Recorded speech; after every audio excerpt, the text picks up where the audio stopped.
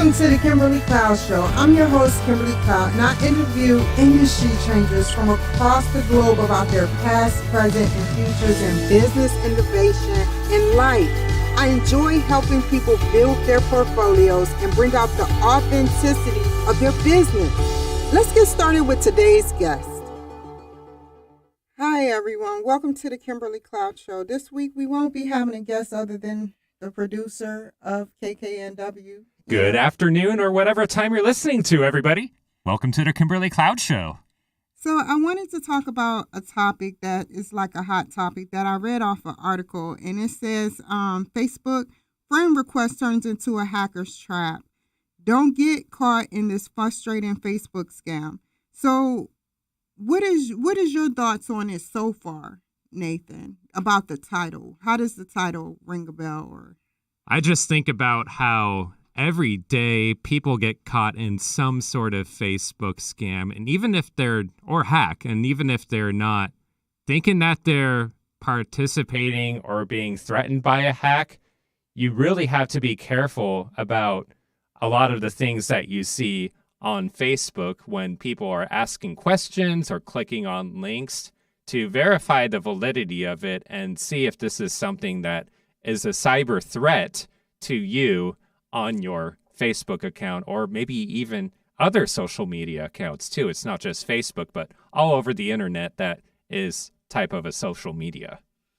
Well, some of the things that goes on, the thing that they were talking about, and well said, by the way, the thing that they were talking about is how these hackers, what they do is they sit up there and, let's see, the story goes like this. They basically get into your email account by asking you questions based on what, like a friend request. If you have a friend request, they'll sit up there and duplicate the actual old friend request page, which what I mean by that is, if you, let's say I have an account, somebody will duplicate my account, and my account is still valid, and then they'll sit up there and they'll email you to, request for a friend. And once you do that, another person will email you to call Facebook, your account has been hacked.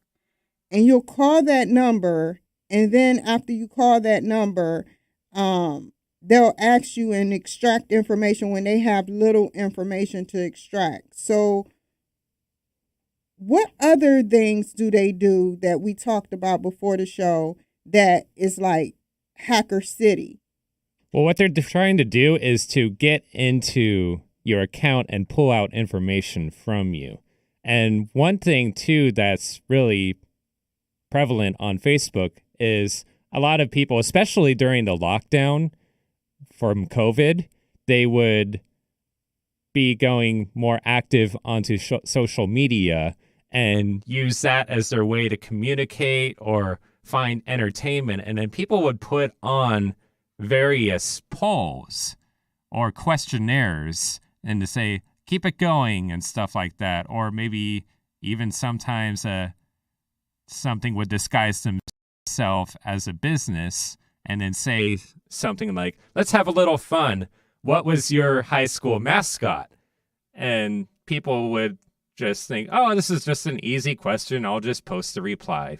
But the problem is when you're signing up for accounts or trying to recover information about your account, that particular question is very common on the security questions that they list in case you need to recover your account for that platform.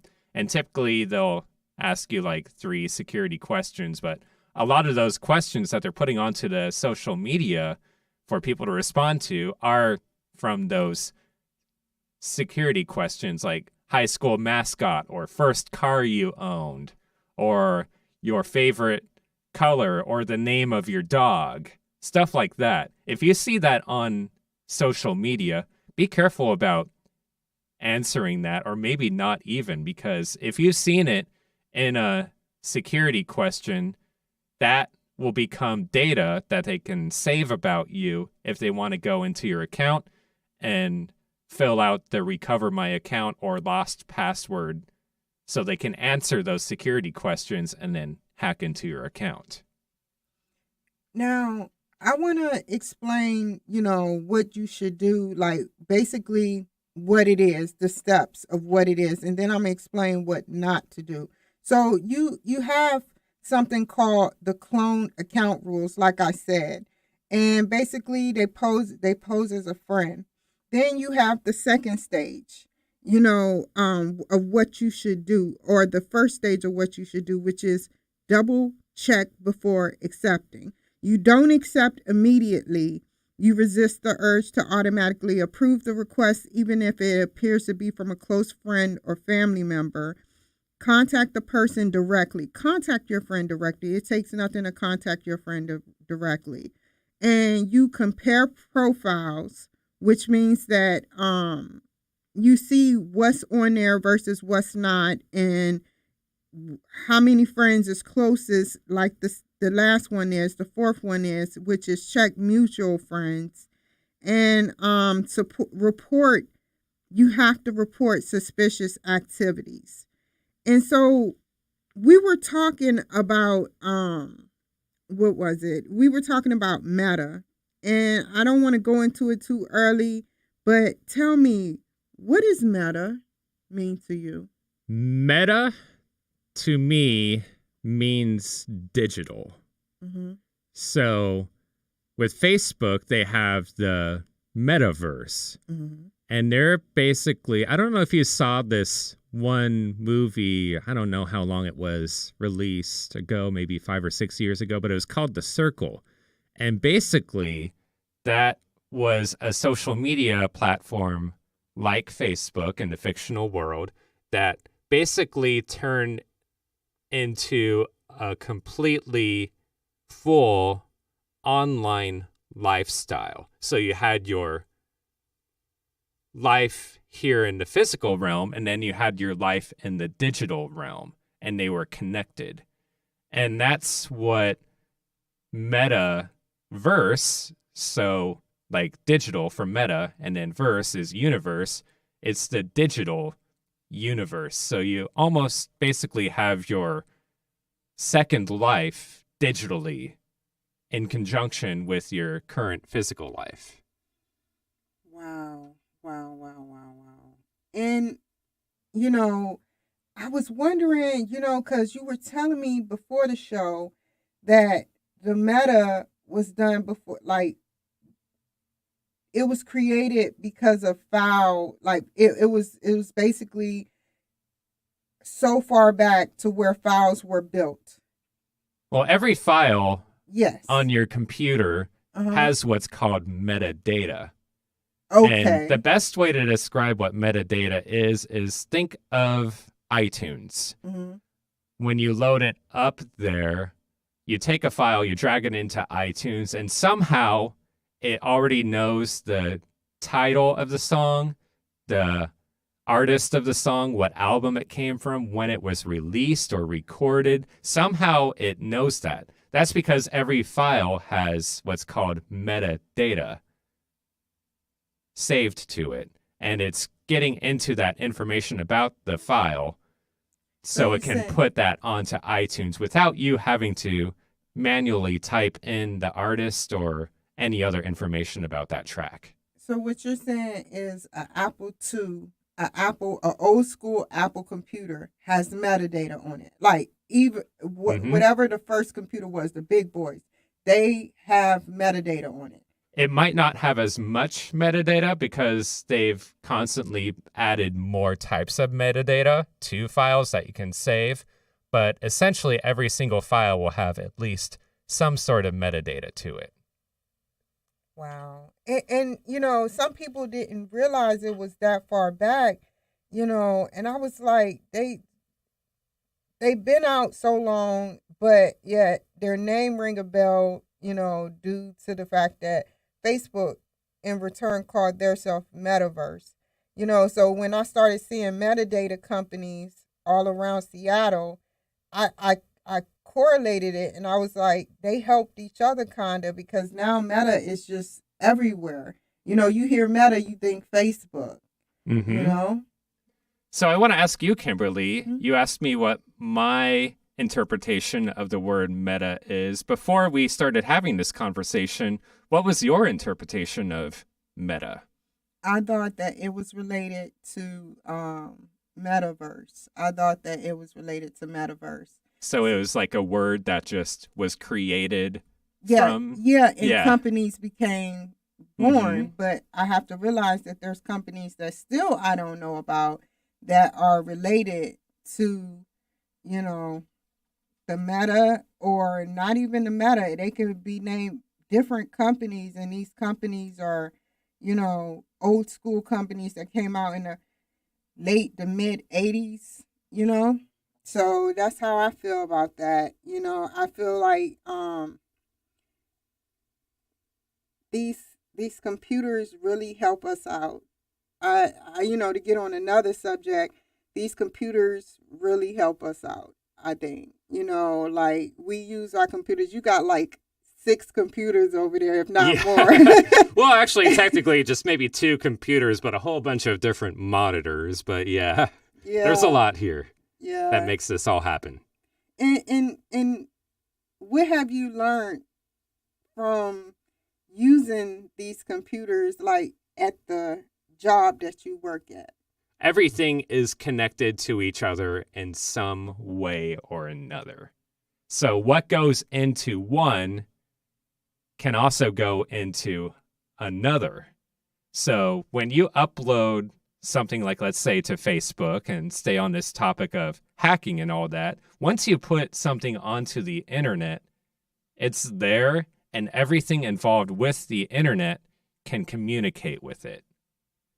Wow. So, like I said, when you're putting that answer to the security question, well, everybody theoretically can go to that post and see what your high school mascot was or the year of your first car and things like that. That is true, you know, and that's a scary thing. Like I said, they can actually, you know, take that information and grab it, you know, and absorb it and try to figure out how to hack in. And maybe one day they'll get lucky, you know, if they keep doing different questions. It's a scary thing. You know, you have to realize that this is a new hacking situation, and they got new tools to do new things that I feel like is inappropriate. I don't think that people should know how to do these things, you know.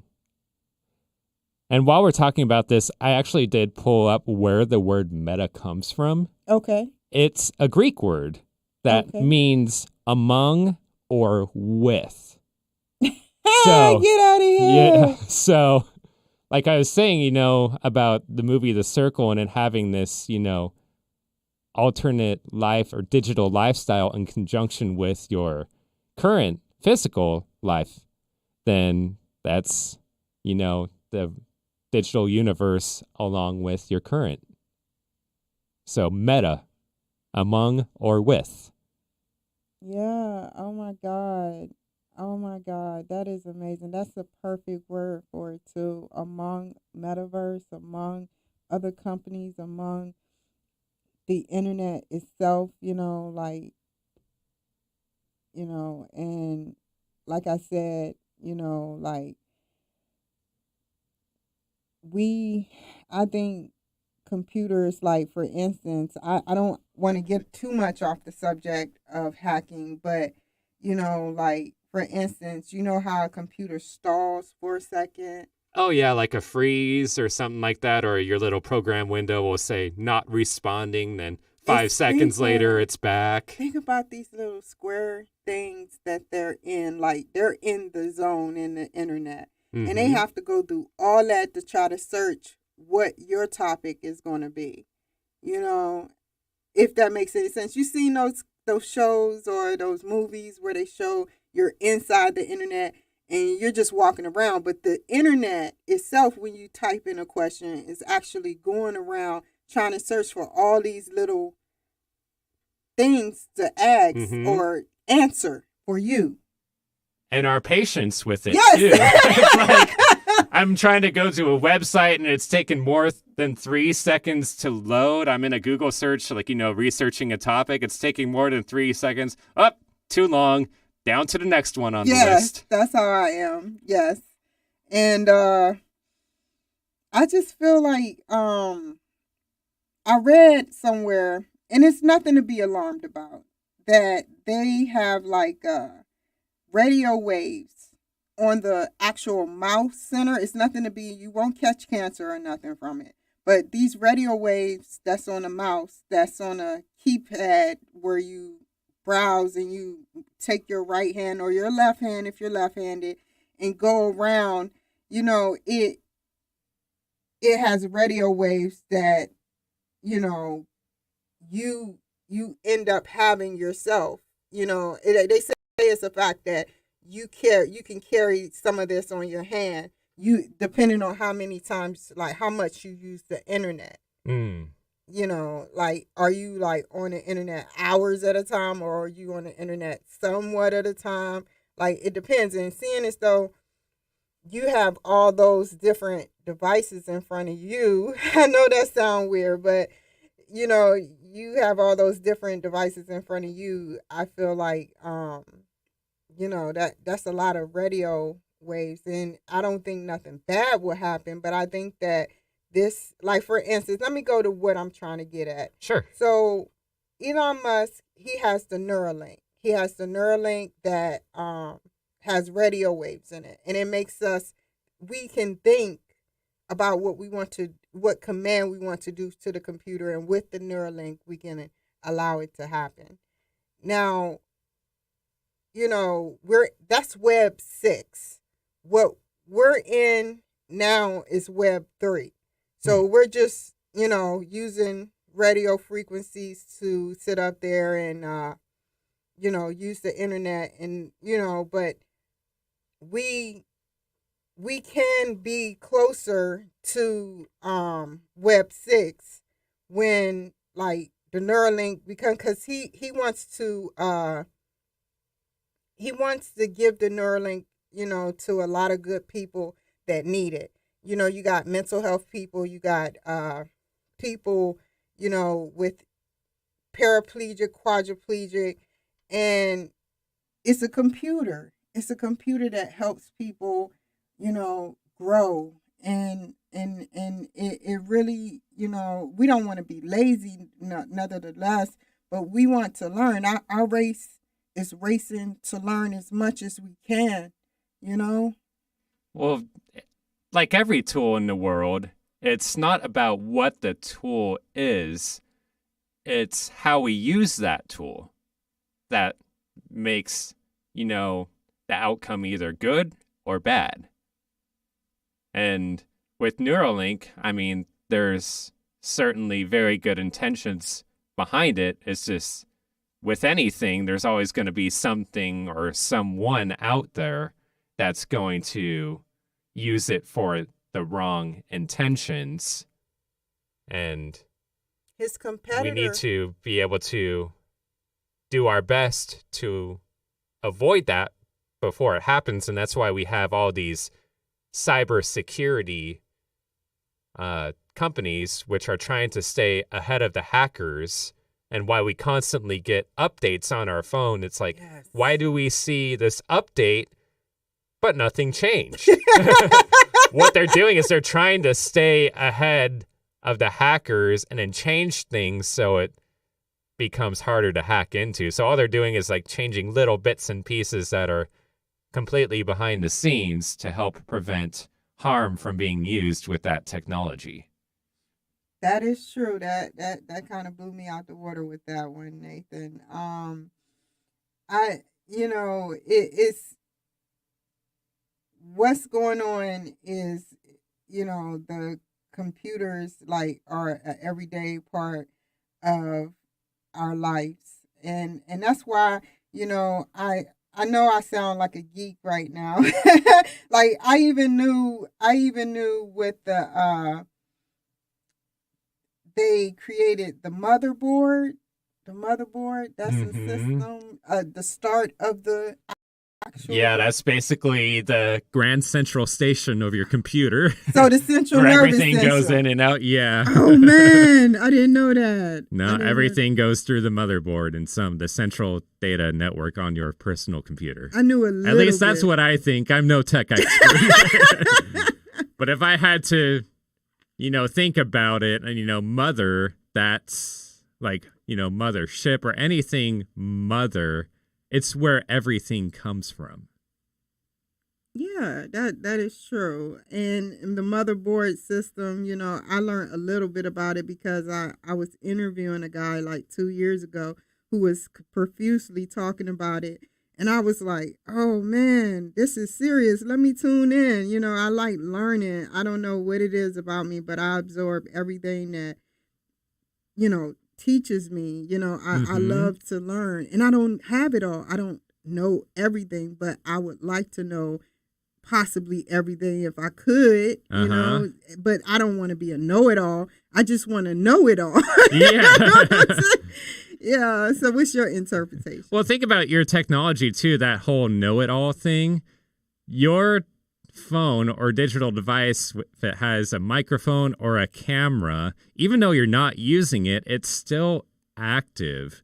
Like, how many times have you gone onto Facebook and then talked about something, and then later you go to check your Facebook and it's like, I was talking about that earlier today. Well, it heard that conversation and it brought it up as a suggested post or maybe an advertisement through that metadata we were talking about. All those advertisers will have like hashtags or keywords that they want to be present for those people that they're displaying that advertisement to. So since you talked about it, it now registers that and then it puts it onto your feed. Like one time I was with a group and we were just talking about orange office chairs. I mean, who talks about orange office chairs or goes through and looks at those things on a daily basis? Well, my Facebook, of course, would have never shown me any ads for orange office chairs until like an hour after that conversation. I go on to Facebook, check my phone. There's ads for orange office chairs. Yeah, to be quite honest, I think we're crunching down for time, but it's okay. I think that, artificial intelligence can actually absorb what you're saying, whether, through the ears, their technology to let them hear. We obviously got their ears are speakers and everything, but you talk about something and basically it, shows up on your video feed. You wonder, how did that get there? And I'm like, how much can this technology do? Like the person from Google who got fired said that they have feelings. The robot that's like 7 years old has feelings, and he got fired. And we don't want the technology to be in the wrong hands. We would love for the technology, not saying that Google is the wrong hands, because Google done helped me with a lot of great things. But we need the technology in the right hands, which obviously they're doing right, to make sure that our situation can get better, and we can grow as well, instead of because you have to admit, when you say something, I need orange chairs, how do they know unless they are listening? You know what I mean? Exactly. Yeah. Like, why would I be seeing ads for an orange office chair? And who the heck even has an orange office chair? I'm just curious. Yeah. Yeah, Facebook. And then it says on something else, it was talking about how Facebook gives you a disclaimer saying that they can monitor your heart rate and do other things, and I read that. I didn't read the whole thing. Obviously, it's a lot of material, and a typical person wouldn't read it, Right. I just read, skimmed through it a little bit. But, well, think about everybody that's got an smartwatch. Most of the times those do have heart rate monitors or EKGs or other things to track on your wrist through your veins. And that, of course, links to your phone, which you're probably signed on to Facebook with. Yes.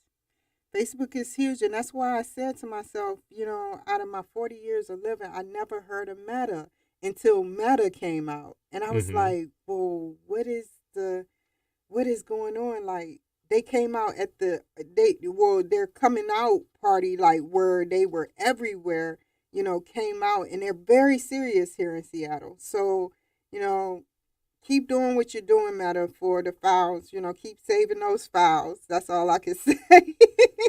Well, yeah. I know we keep talking about Facebook too, but let's remember that Meta is the overseer of a bunch of different apps. So Facebook is part of Meta, but so is Instagram. They bought into Meta. So, I mean, Facebook. Well, yeah. Facebook is Meta. Yes. So is Instagram and WhatsApp. And you can see a whole list of different companies, like the Oculus virtual reality headset. That's produced by Meta.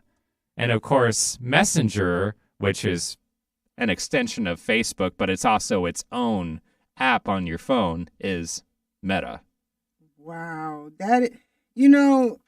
Oh my God, all these things connected to Meta, they had to buy into Facebook because they saw this as an opportunity that will help bring us to Web 6, if beyond that, And I feel like that they are smart. They are smart. So with 1 minute, I have 1 minute left. I just wanted to say that,